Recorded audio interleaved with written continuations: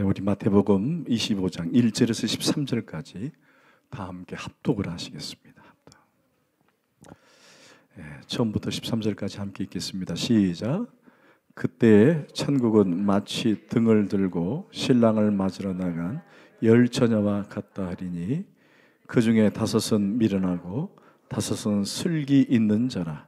미련한 자들은 등을 가지되 기름을 가지지 아니하고 슬기 있는 자들은 그릇에 기름을 담아 등과 함께 가져갔더니 신랑이 더디움으로 다 졸며 잘세.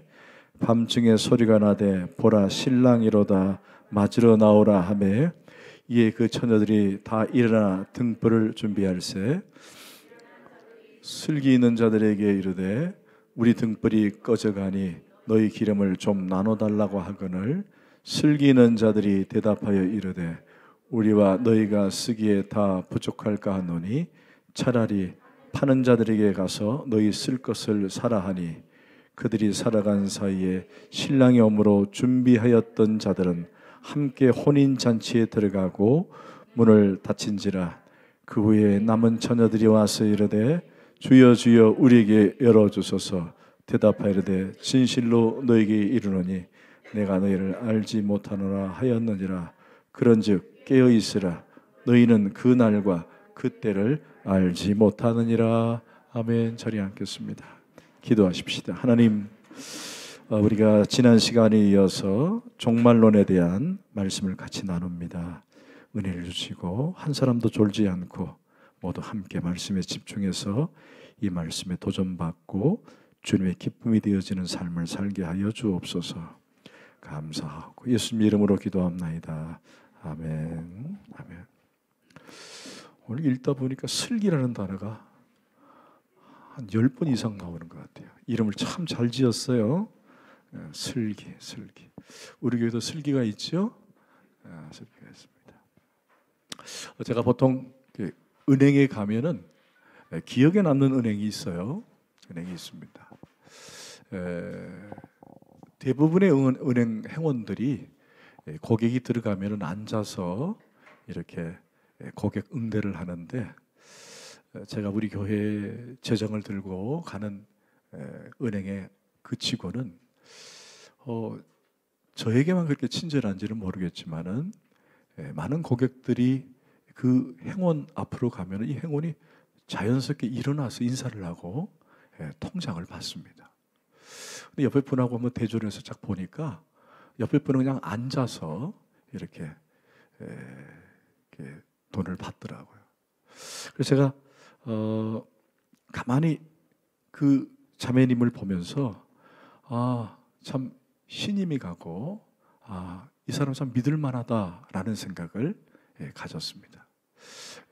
그 사람의 태도와 자세가 결국 고객들에게 고객 응대에 큰 도움을 주었다라고 말할 수 있습니다. 누구나 다 태도를 보면은 어느 정도 그 사람의 성격을 파악할 수가 있습니다. 죄송합니다. 지금 연 시리즈로 여러분의 태도에 대한 얘기를 매주일 하고 있어서 죄송합니다만은 여러분 예배 드리는 태도가 어떻습니까? 자신이 10점 만점에 최선을 다하고 계시죠? 그래서 그 사람이 예배에 대한 태도가 어떻는지, 예배에 대한 자세가 어떤지에 따라서 그 사람의 성격도 파악되어지고 절대적인 수치는 알지만은 적어도 그 사람의 믿음의 양도 어느 정도 파악이 되더라는 거예요. 여러분, 태도는 내적 특성을 외적으로 보여주는 도구입니다. 그 태도 속에서 그 사람의 됨됨이나 그 사람의 인품이나 그 사람의 성격 또는 어느 정도 믿음도 확인할 수 있다는 거예요. 그래서 나는 어떤 태도를 가지고 살아가고 있는가라고 하는 것입니다. 여러분, 바른 태도는 팩트, 사실보다 더 중요하다는 말이 있습니다. 태도는 팩트, 사실보다 더 중요하다. 이를테면은 우리가 성별이라든지 학력, 고향, 혈연 이런 사실들이 있지 않습니까? 이런 사실들, 이런 사실과는 대해서 우리가 발견되어지는 것이 뭐냐면은 이 사실로 인해서 사람들이 우월감도 갖기도 하고 열등감을 갖기도 합니다. 뭐 어디가 출신이냐, 어느 학교 나왔느냐, 어느 집안이냐라고 따라서 우리가 우월감도 갖기도 하고 열등감도 갖기도 합니다. 그런데 문제는 태도라는 거예요. 태도. 그러니까 이것에 대한 사실에 대한 태도를 내가 어떻게 반응하냐에 따라서 그 사람이 초라하게도 살 수 있고 우월하게도 살 수 있더라는 거예요. 결국 태도는 성공의 열매가 될 수도 있다. 열매로 이어진다라고 말할 수 있습니다. 가끔 이런 분들을 만나요. 왕년의 나는 이라고 하는 과거를 자꾸 들먹이는 분들이 많습니다. 일종의 물레방아를 돌리는 분들이에요. 물레방. 이런 분들과 얘기를 나눠보면 참 다소 안타까워요. 왜냐? 지금 자신의 모습이 참 부족하니까 과거를 자꾸 꺼내가지고 그 과거로 현재의 모습, 부족한 모습을 감추려고 하는 부분들이 있더라는 거예요. 그러나 여러분, 과거는 과거일 뿐입니다. 과거는 현재 우리의 삶을 드러낼 수는 없습니다. 물론 과거는 중요합니다. 그러나 더 중요한 것은 과거보다 현재라는 사실입니다. 그래서 여러분들이 현재 어떤 태도로, 어떤 자세로 살아드리냐, 어떤 마음으로 같이 사느냐. 가끔 제가 상담을 받거나 어떤 얘기를 듣다 보면은 과거 얘기하는 분들이 많습니다. 저는 그런 모습들을 보면서 많이 안아주고 싶고 그런 부분에 대해서 많이 회복되기를 원합니다. 그러나 여러분, 과거가 우리의 삶, 현재 삶을 발목을 잡아서는 안 된다는 겁니다. 여러분, 현재 삶이 중요한 줄 믿습니다. 그래서 여러분들이 지금 현재 삶에 어떤 태도로, 어떤 자세로 살아드리느냐가 중요한 거예요.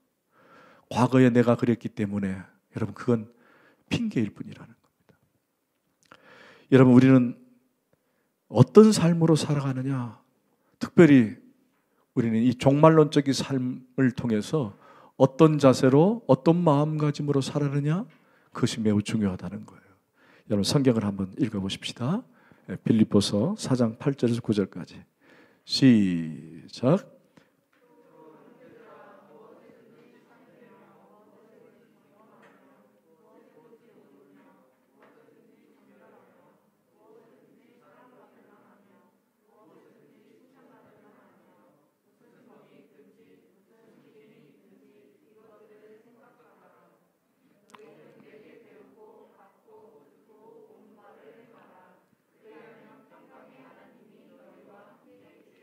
아멘. 근데 중요한 걸 빠뜨렸네요. 여기 4장 8절이 뭘로 시작했느냐. 종말로. 이게 빠졌어요. 이게 빠지면 뒤에 별 의미가 없는데, 종말로 형제들아, 종말로 형제들아, 종말론적 삶을 사는 형제들아, 참되고 오르며 정결하며 사랑하고 칭찬받으며 덕을 세우며. 이게 뭐예요? 그렇죠. 태도와 자세라는 거예요. 언제?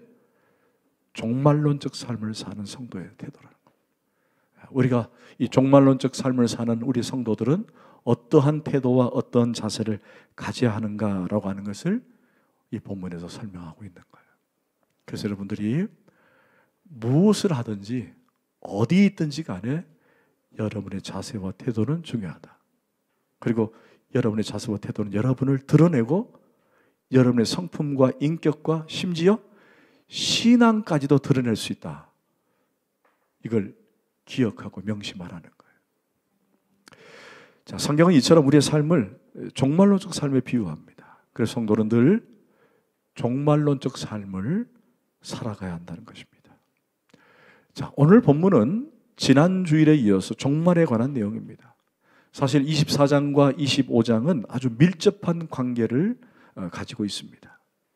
여러분, 24장에서는 종말에 관한 징조에 대한 얘기고 또 예수 그리스도가 재림할 것이며 언제 어떤 시기라기보다는 주님이 오시는 그때의 징조와 돌발성에 대한 얘기를 다루고 있었습니다. 기억나시죠?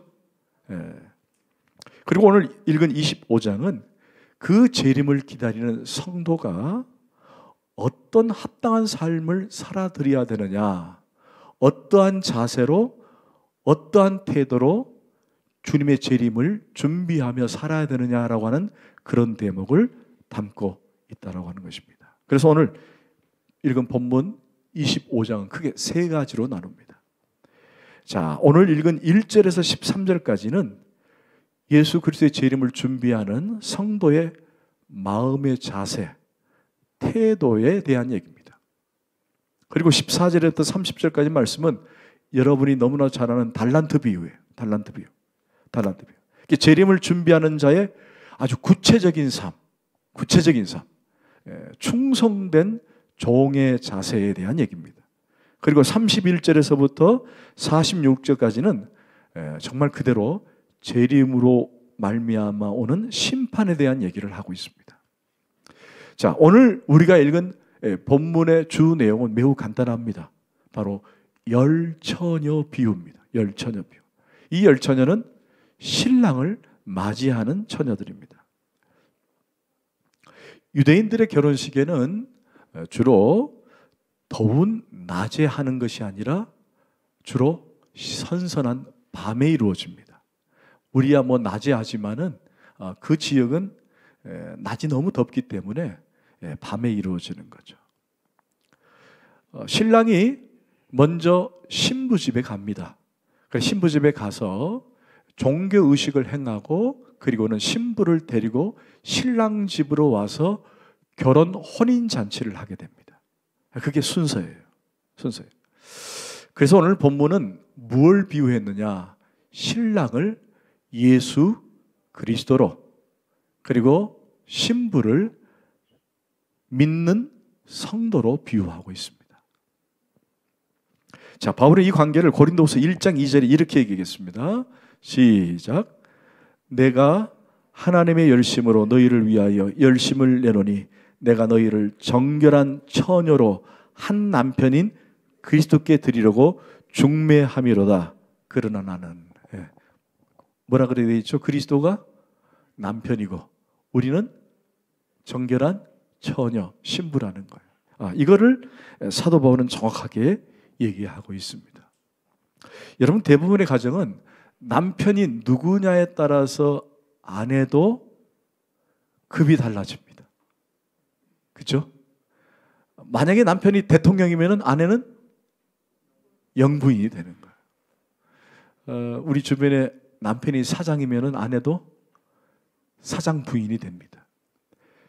우리 군대 갔다 오신 분들은 알겠지만은 남자들이 계급으로 뭐 장교고 이렇게 계급의 그 순위로 나누지만은 동일하게 집으로 가면은 아내들조차도 그 계급으로 나뉜다는 거예요. 그래서 아래쪽 계급에 있는 사람들은 부인들은 위쪽 계급의 부인들에게 아주 철저하게 상하 복종을 하는 그런 걸 봤어요. 남편이 돈이 많으면은 아내도 돈 많은 여자처럼 행세를 하더라는 것입니다. 그런데 우리의 신랑은 그렇게 시시한 사람이 아니라는 거예요. 그분은 천지 만물을 창조하신 분이고 우리를 죄에서 구원하신 분이고 우리를 사망에서 생명으로 옮겨주신 분이에요. 여러분, 그렇다면은 이 땅에 살면서 아내들이 남편의 지위에 따라 어깨에 힘을 주기도 하고 또 나름대로 자부심을 갖고 산다면은 여러분, 우리 신랑은 그런 사람과 비교할 수 없는 사람이라는 거예요. 아주 위대하신 분이요 대단한 분이 우리의 신랑이라는 거예요. 그럼 여러분은 어떻게 해야 됩니까? 거기에 걸맞게 여러분도 살아야 되는 거예요. 아멘이에요? 아니, 남편이 그렇다는데 아내된 신부된 우리가 남편의 지위와 남편의 영광처럼 우리도 그렇게 살아가야 된다는 것입니다. 그래서 남편인 신랑인 예수 그리스도의 모습을 닮아 우리의 삶도 달라져야 한다는 거예요. 아멘. 그래서 생각하는 것, 행동하는 것, 모든 것이 다 달라지는 거예요. 우리는 마치 이 땅에 땅을 디디고 사지만은 우리는 천국 백성 시민답게 삶을 살아야 한다는 것입니다. 그래서 오늘은 어떻게 우리가 이 땅의 삶을 살면서 종말론적 삶을 어떻게 준비하고 어떤 태도로 살아가야 하는지를 오늘 본문은 정확하게 설명을 하고 있습니다. 여러분 1절을 한번 다 함께 크게 읽겠습니다. 시작. 천국은 마치 등을 들고 신랑을 맞으러. 자, 그때라는 말은 뒤에 붙어 있죠. 천국이라는 내용입니다. 결국 오늘 본문은 천국에 관한 내용입니다. 그런데 처녀들이 기다리는데 신랑이 더디 옵니다. 자, 5절입니다. 5절 시작. 신랑이 더디 오므로 다 졸며들었어요. 자, 신랑이 더디 왔다. 여러분, 신랑이 더디 왔다는 말은 신랑 입장에서 더디 온 거예요? 신부 입장에서 더디 온 거예요? 그렇죠. 역시 우리 주달모 식구들은 네, 신랑이 더디 오므로 다 졸았다는 말은 신부 입장에서 신랑이 더디 온 거예요. 그러면 신랑은 더디 온 게 아니에요. 정확한 때 온 것입니다. 맞죠? 신부 입장에서 더디게 온 것처럼 느껴지는 거예요. 자, 그런데 이 처녀들, 신부들이 둘로 나뉩니다. 하나는, 한 그룹은 미련한 처녀 5, 그리고 한 그룹은 슬기로운 처녀 5으로 나눕니다. 자, 2절을 함께 읽겠습니다. 시작. 그 중에 5은 미련하고 5은 슬기 있는 자라. 그런데 이 두 그룹은 모두 다 등을 가지고 신랑을 맞을 준비합니다. 그런데 그만 신랑이 더디 오는 것 같아서 그만 졸고 말았습니다. 그래서 갑자기 신랑이 온다는 소식을 듣고는 등을 준비를 하는데 그만 미련한 그룹 처녀들이 등은 준비를 했는데 뭘 준비 못했어요? 기름을 준비하지 못한 것입니다. 그래서 슬기로운 처녀에게 기름을 조금 달라고 말합니다. 그러자 슬기로운 처녀들이 뭐라고 말하느냐? 9절 시작. 슬기 있는 자들이 대답하여 이르되 우리와 너희가 쓰기에 다 부족할까 하노니 차라리 파는 자들에게 가서 너희 쓸 것을 사라 하니. 자, 파는 자들에게 가서 사라. 자, 지금 유대 결혼식은 늦은 밤에 합니다. 여러분, 늦은 밤에 기름을 산다는 것이 불필요해 보일 수도 있습니다. 하지만 이 결혼식을 잘 이해하면 그렇게 어렵지 않습니다. 우리 결혼식장은 요즘 이렇게 그냥 한 건물 안에서 다 모든 것이 다 행해지고 이루어지지만은 유대 결혼식장은 그 신랑의 집이 이렇게 결혼식을 연다 그러면 그 주변의 모든 마을과 또 그 동네 사람들은 잔치가 이루어지기 때문에 잠을 안 잡니다. 신랑 집만 잠을 자지 않는 것이 아니라 그 마을 전체가 잠을 자지 않는 거예요. 그러니까 결국 가게를 오픈하고 있다는 겁니다. 그래서 기름을 준비하지 못한 미련한 처녀에게 슬기로운 5 처녀가 나가서 기름을 사오라 라고 얘기를 하는 거죠. 그런데 이게 어찌 됩니까? 기름을 사러 간 사이에 누가 왔죠? 그만 신랑이 오고 말았습니다. 그래서 혼인잔치가 시작되고 이미 문이 닫히는 거예요. 기름을 준비하지 못한 처녀들이 문 밖에서 문을 열어달라고 예언을 합니다. 참 안타까운 일입니다. 자, 결국 여기서 슬기로운 5 처녀와 미련한 5 처녀의 차이가 뭔지 느껴지십니까? 뭐죠? 그렇죠. 바로 기름 준비입니다. 기름. 혹 설교자는 이 기름을 성령님이라고 얘기하지만은 그러나 문맥상 성령님은 아닙니다. 여러 가지 많이 오해를 가질 수 있고 곡해를 할 수 있기 때문에 성령은 아닌 것 같아요. 자, 그럼 이 기름이 뭘 의미하는가? 자, 12절을 다 함께 읽겠습니다. 시작. 대답하여 이르되 진실로 너희에게 이르노니 내가 너희를 알지 못하노라 하였느니라. 내가 너희를 알지 못했다라는 말은 구원을 받았다, 구원을 받지 않았다라는 그런 관점의 해석이 아니라 이것은 정확하게 관계적 관점입니다. 내가 너를 알지 못한다는 말은 이 관계적 문제로 끝났다는 거예요. 관계에 대한 얘기입니다. 그러시면서 13절에 시작. 그런즉 깨어 있으라. 너희는 그날과 그때를 알지 못하느니라. 자, 깨어 있으라라고 말을 끝내십니다. 자, 그렇다면 깨어 있다는 게 뭐고 준비하는 기름은 뭐냐? 자, 신랑이 더디 오니까 슬기로운 처녀든 미련한 처녀든 여러분 어느 한 그룹이 깨어 있었다면 오늘 예수님 말씀이 맞습니다. 그러잖아요? 그렇죠? 너희들은 깨어 있으라 그러니까 여러분 한 그룹은 깨어 있으니까 거기에 합당하니까 깨어 있으라는 말이 맞아요. 그런데 여러분이 앞에 잘 이해를 하고 설명을 들었다면 아실 거예요. 자, 이 10처녀 중에 깨어 있는 사람들이 있었어요, 없었어요? 모두 다 신랑이 더디 오니까 어떻게 됐었어요? 다시 한번 5절을 보세요. 시작. 신랑이 더디 오므로 다 졸았다. 이렇게 다 졸았다는 거예요. 여러분 5명만 졸고 5명만 졸지 않았다는 말이 아니라 모두 다 졸았다는 거예요. 모두 다 졸았다는 거예요. 그런데 예수님은 깨어 있으라라고 얘기합니다. 그러면 깨어 있지 않으면 이 10명 모두가 포함됐다는 얘기예요. 그죠? 그러면 이 깨어 있으라는 말은 어디에 의미를 두는 것일까? 여러분 예수님이 오시기 전에 신랑이 오기 전에 깨어 있으라는 거예요? 아니면 신랑이 오고 난 이후에 깨어 있으라는 것입니까? 그렇죠. 신랑이 오기 전에 깨어 있으라는 거예요. 그런데 이 10명은 모두 다 졸고 있었으니까 여기에 합당한 말씀은 아니라는 거죠. 그럼 도대체 깨어 있으라는 말이 뭘까? 여러분, 깨어 있다는 말은 결국 어디에 무엇을 의미하느냐? 바로 기름 준비를 의미하는 거예요. 그렇죠? 이해가 되세요? 네. 여러분, 열은 다 졸았어요. 깨어 있다는 말은 이 다 졸았기 때문에 그 졸았다는 것에 합당한 말씀은 아니고, 그러면 예수님이 오시기 전에, 신랑이 오기 전에 깨어 있으라는 말은 결국 뭐냐? 뭐예요? 기름이죠. 그렇죠.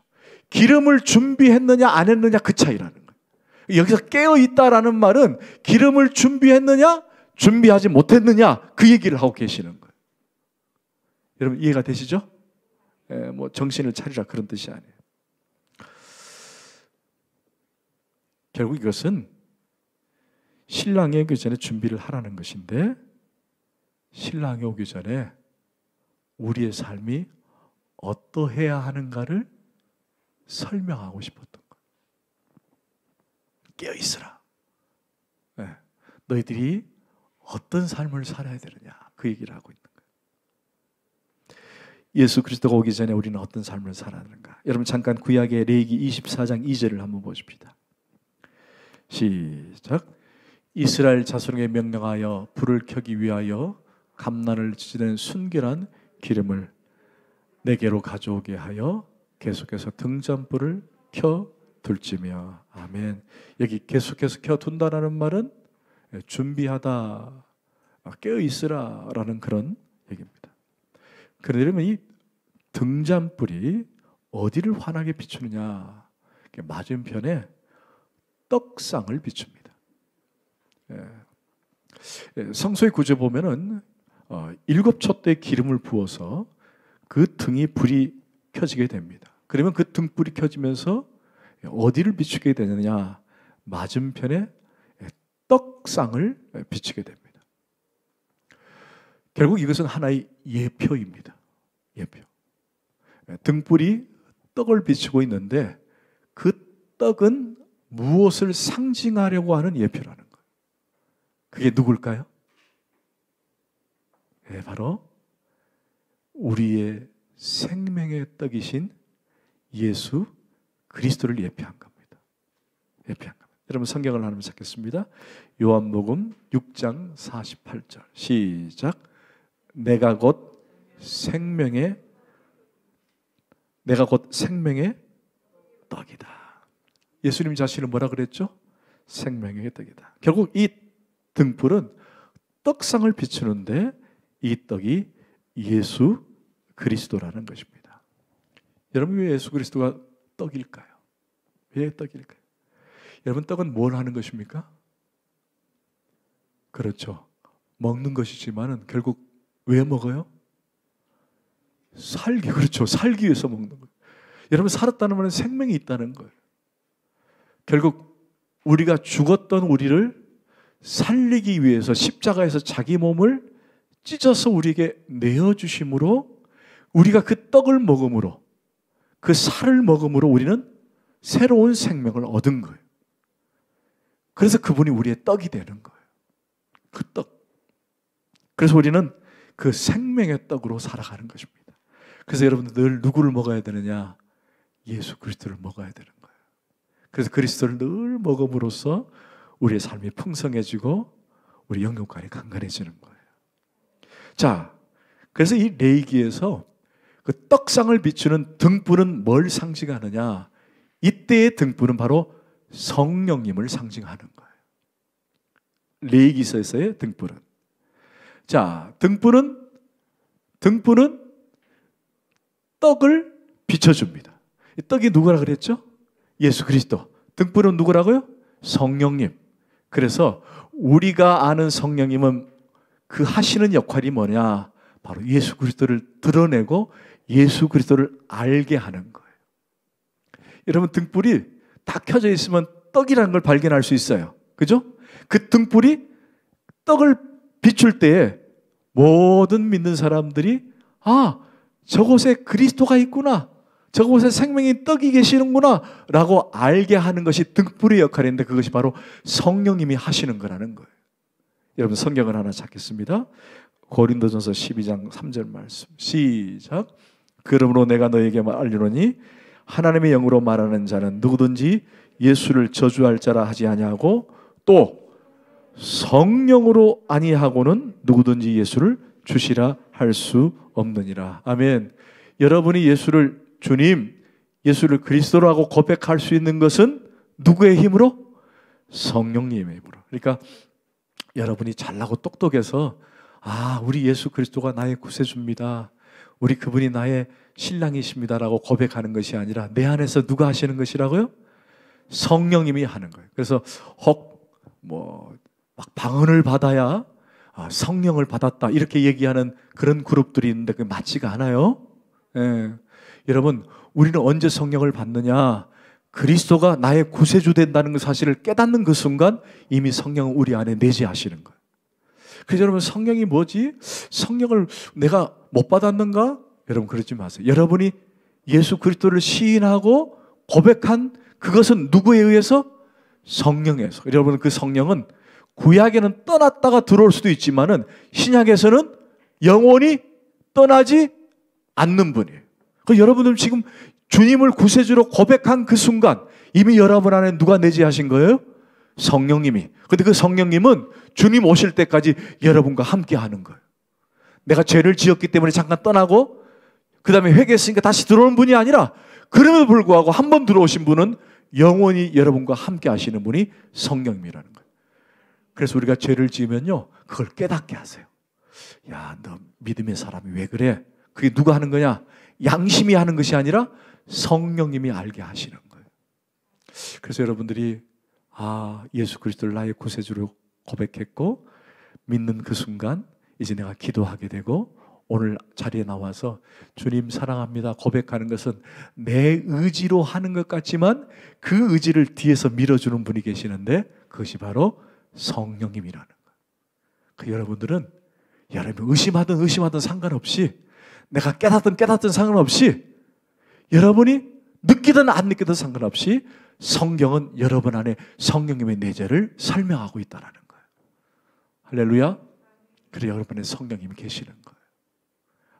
그래서 그 성령님이 가만히 계시게 할 것이 아니라 그 다음부터는 말씀을 통해, 예배를 통해, 기도를 통해 이 성령이 충만해지도록 자꾸만 여러분이 자꾸 충만해지도록 힘을 써야 되는 거예요. 아멘. 아멘. 결국 열처녀의 비유에서 등불을 켜고 나가는 것은 신랑을 밝히기 위함인데, 우리 전생의 가운데 우리가 누굴 밝혀야 하는가? 결국에는 신랑이신 예수 그리스도를 밝히는 거예요. 밝히는 거예요. 그래서 기름을 준비했다, 또 깨어있다라는 것은 결국 연결이 되는 것인데, 깨어있다는 것은 준비된 삶을 얘기하는 것이고, 신랑이 오기 전에 기름을 준비해야 되는 것인데, 그 기름을 준비할 때 우리는 누구를 드러내기 위한 것이다?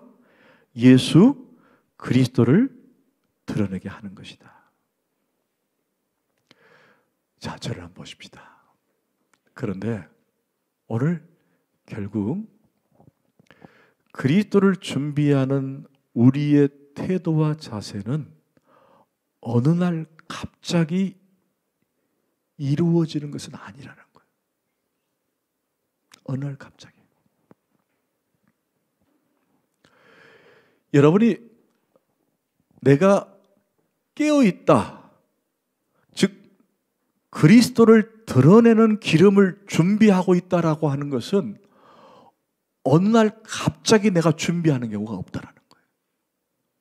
이것은 평소에 우리의 삶에서 매일매일 훈련되어지고 준비되어질 때 그게 가능한 거예요. 오늘 예수님은 뭘 얘기하고 싶으냐? 구원의 멸망, 받음의 얘기하는 것이 아니라 결국 관계에 대한 얘기를 하고 계시는데, 그 관계가 아름답게 형성되어지기 위해서는 여러분의 매일매일 삶 속에서 깨어 있어야 한다는 거예요. 준비하라는 거예요. 무엇을? 기름을. 그러면 오늘 본문은 그리스도를 드러내기 위해서 내가 매일매일 어떤 삶으로 사느냐, 즉 어떤 자세와 태도로 사느냐, 그 얘기를 하고 싶으신 거예요. 할렐루야. 아멘.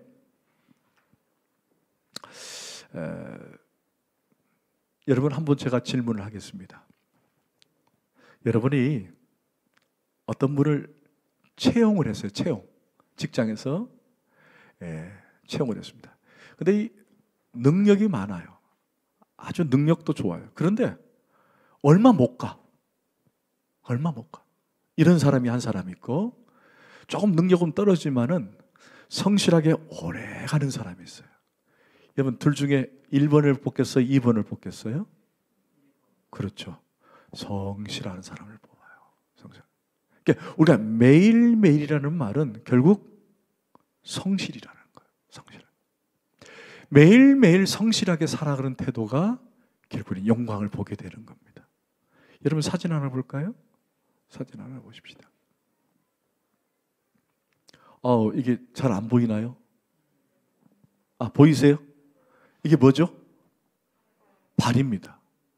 이 발의 이름이 뭔지 아십니까? 아름다운 발입니다. 아름다운 발. 이게 아름답습니까? 여러분 눈에 보이게? 아니죠. 볼품 없죠. 근데 뭐 하는 발 같아요? 그렇죠. 발레리나 강수지 씨 발입니다.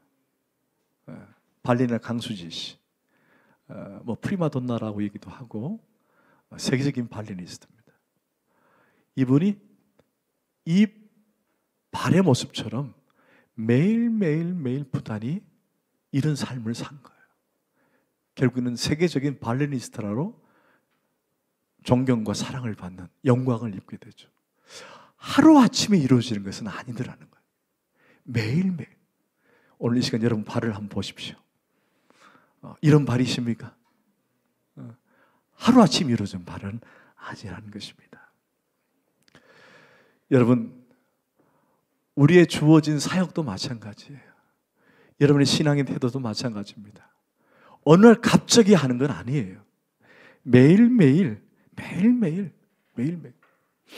이제 우리가 7월을 거의 이제 마무리하면서 전반기가 이미 끝났습니다만, 우리 전반기 사역을 돌아보면서 여러분의 매일매일 삶에 최선을 다하고 그런 자세와 태도로 살아드렸는가를 한번 돌아보는 것도 중요할 것 같아요. 아멘. 여러분, 왜 우리가 이런 성실함, 이런 자세가 필요할까? 왜 성실해야 할까? 여러분, 에레미야 예가 3장 23절을 한번 보십시다.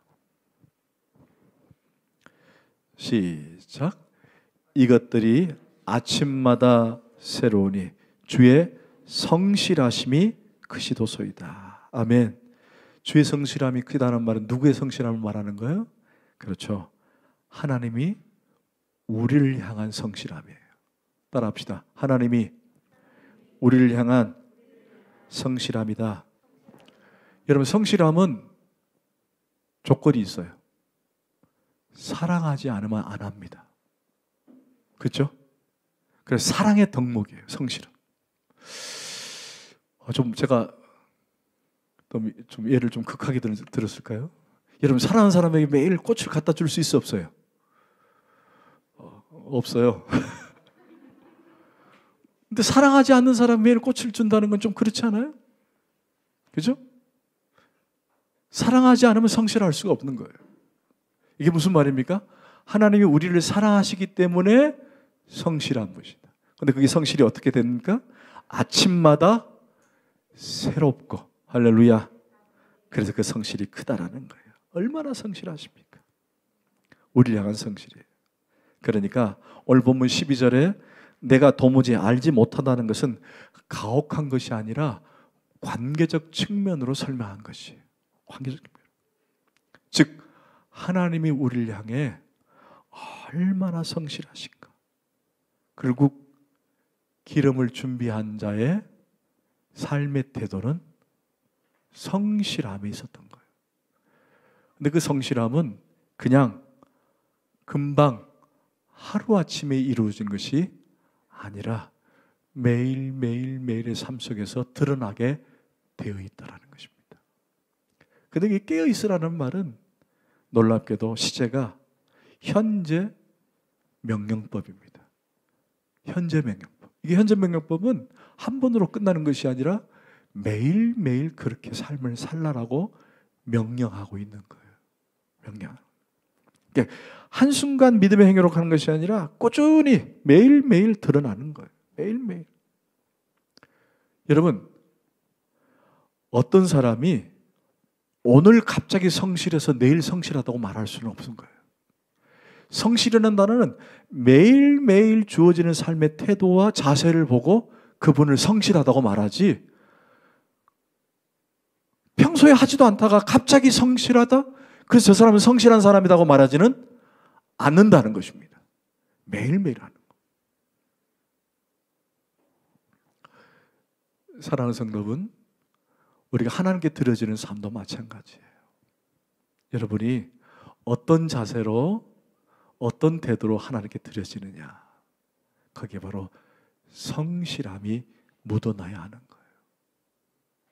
결국 우리의 성실은 누굴 드러나게 하는 거라고요? 그렇죠. 예수 그리스도를 드러나게 하는 거예요. 우리가 준비된 기름은 성실이에요. 우리가 준비되는 것은 성실이에요. 근데 그 성실은 갑자기 되는 것이 아니라 매일 힘쓸 때 드러나는 거예요.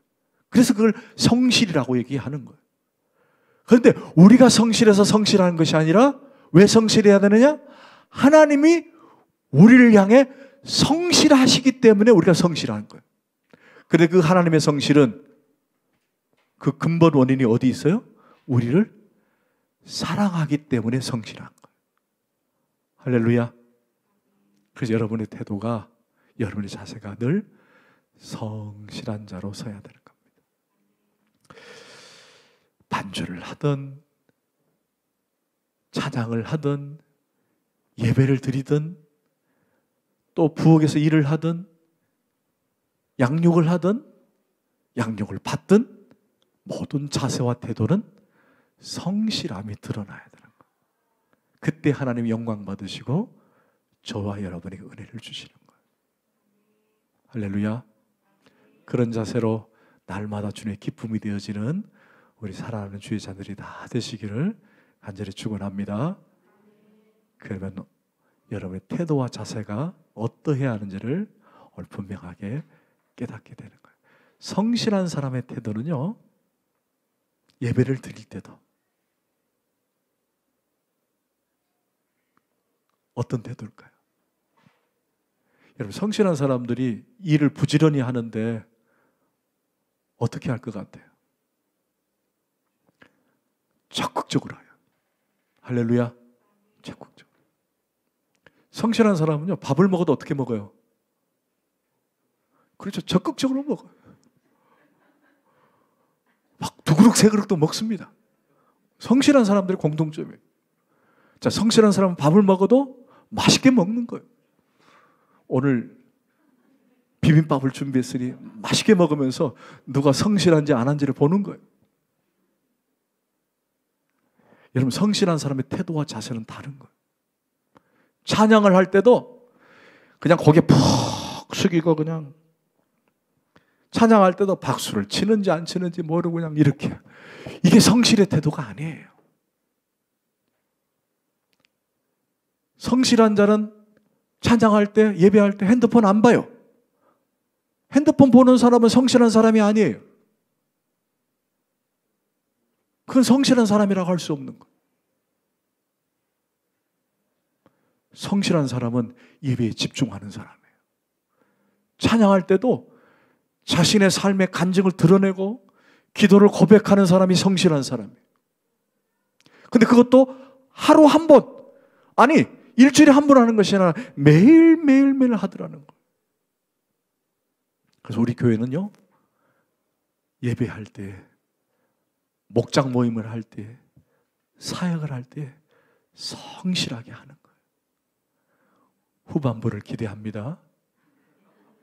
아멘. 다음 주부터 기대합니다. 아니, 내일부터 기대합니다. 그리고 여러분, 주어지는 삶의 현장에서도 내가 조금 능력이 좀 떨어지고 내가 조금 부족해도 성실하면 그 사람이 인정받게 돼 있어요. 아멘?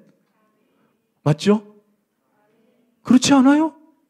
조금 떨어지는데 저 사람 보니까 다 올곧고 열심히 부지런히 매일매일, 뭐 어쩌다가 한 번씩 힘쓰고 이게 아니라 매일매일 최선을 다하면요, 그 사람이 인정받게 돼 있어요. 안 그래요, 홍 집사님? 맞죠? 저분은 사장님 한테 인정받는 분이에요. 제가 봐도 인정을 받아. 얼마나 열심히 최선을 다하는지. 여러분, 우리의 삶에 그렇게 살아갑시다. 그리고 여러분이 그런 자 되기를 원합니다. 기도합시다. 하나님, 오늘 열처녀 비유를 우리가 바르게 해석하고 의미를 새겼습니다. 무엇보다도 우리의 삶의 태도와 자세를 봅니다. 특별히 믿음의 사람으로 어떤 자세로, 어떤 태도로 하나님께 드려져야 하는지 우리의 삶을 다시 한번 고백합니다. 주여, 우리를 붙드시고 이끌어 주옵소서. 특별히 하나님, 우리가 하나님께 기쁨이 되어지길 원합니다. 내가 원하는 것 딱 한 가지입니다. 주님께 기쁨이 되어지길 원합니다. 자세와 태도가 주님 앞에 상달되기를 원합니다. 나를 고쳐 주옵소서. 나를 바르게 가게 하여 주옵소서. 예수 그리스도의 이름으로 기도합나이다. 아멘.